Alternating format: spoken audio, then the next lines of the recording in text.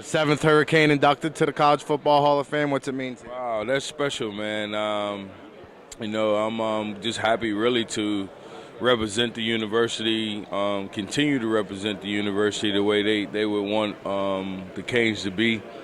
And, man, it's just special, honestly. Like I was telling the last guy, this is something that we don't talk about. You don't hear about College Football Hall of Fame, probably because it's, so many guys into college football and there's so little, guys getting in, So this is very special to me, man, because I didn't want to leave Miami, when I was in school. And, I had some great coaches, man, that really helped me to develop back then and to represent all of them at this stage, man, means a lot.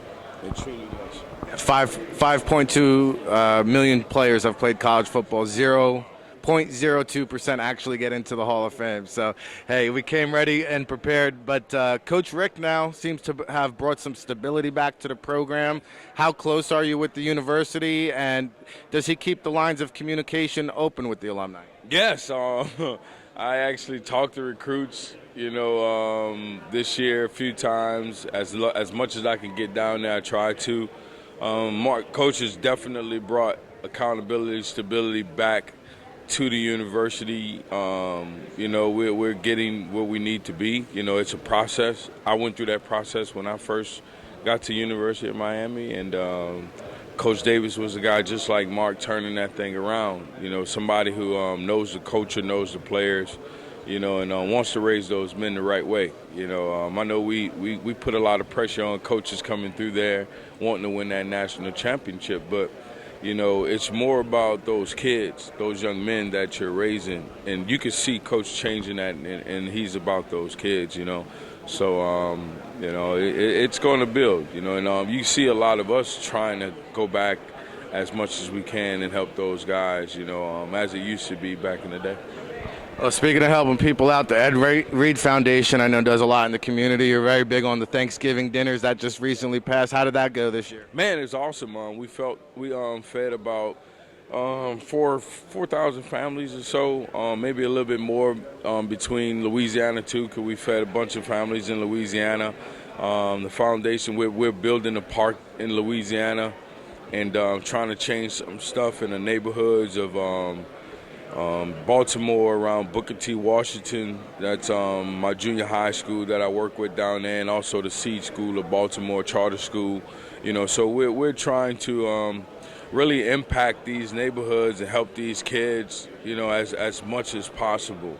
My park I've been trying to build in Louisiana right now, and we're finally getting to the point where we can do some excavation, and that's been about 4 or 5 years now, working with the parish to get this done. And I actually got a phone call from Larry Cochran last night that we're going to clear this land out before the year's out. So I'm looking forward to that and can't wait for that to happen, because it's been a process, and in the midst of that process, you've had a bunch of kids get put in jail, killed, because we don't have an outlet in our neighborhood. I was a park baby, grew up at the park. My dad always had me at the park. That's where my ball hawking skills, really developed.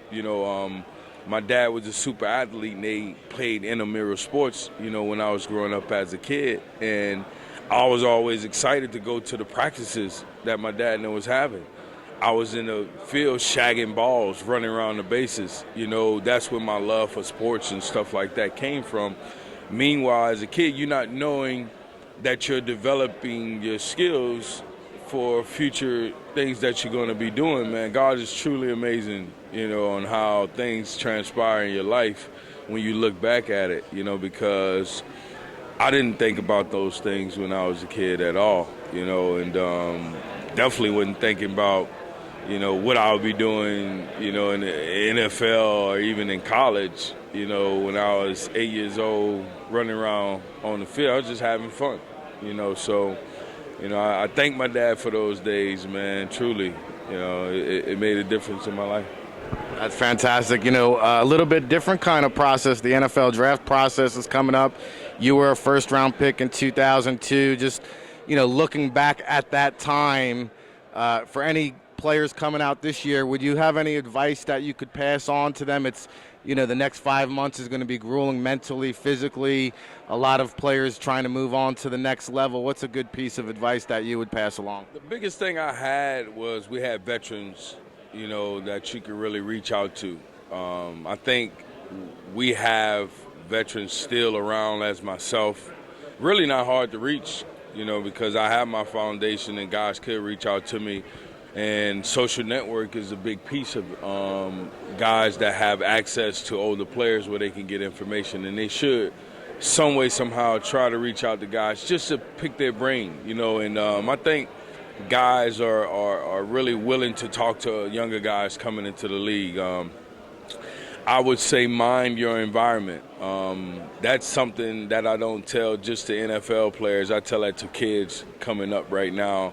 I tell that to people who've had success and running with the wrong folk that have put them in the wrong situations. Kareem Hunt's situation is one of them right now that we can use as an example. And I would say use examples, research examples of guys that have been in trouble, that's had situations that pulled them away from the league.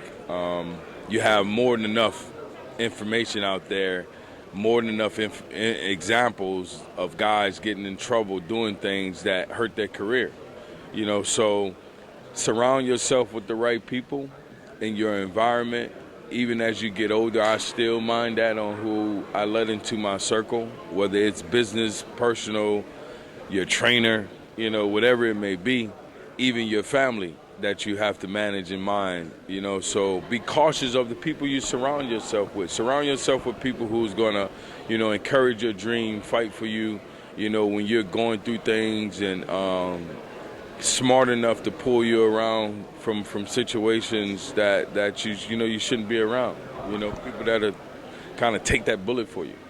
Last one for you. Since you said to surround yourself with the right people, we're constantly trying to educate the players coming out of college and moving on to the next level. And there's, a lot of agents, a lot of good agents, a lot of agents with bad intent. Yeah. When you were, selecting an agent, what were some of the things that were important to you in terms of making sure you were comfortable with hiring with that person? I didn't want a yes man. I didn't want somebody who, I signed with, and if I needed wanted a vehicle or something, I called them and they was like, okay, I'll go get it. I wanted somebody who was going to educate me and question me, on why I wanted to get things, why you want to buy this. Do you need it or do you want it?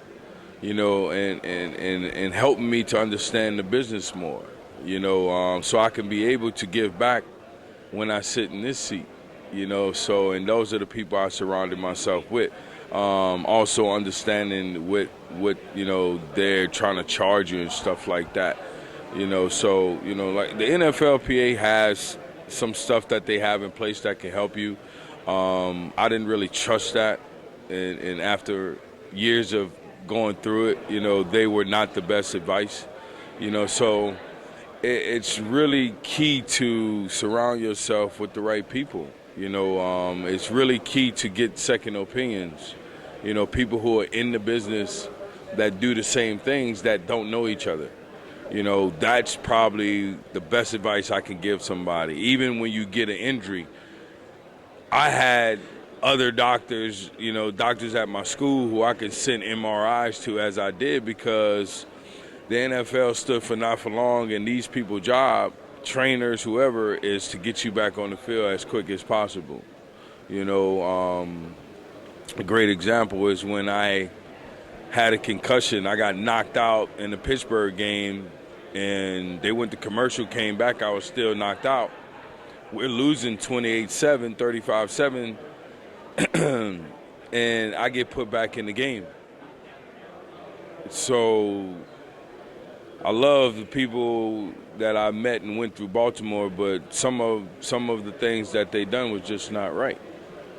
So you got to make sure you have the right people in your corner that will protect you from people like that and from yourself as a competitor, because we tend to want to get back out there, and play football. So the people you have in your circle really matters, man. you know, and reaching out, you know, to people who can give you information, you know, it's really key to your success. Well, we appreciate it. Ed Reed here at the 2019 College Football Hall of Fame. Congratulations and thank you so much. Thank you, man.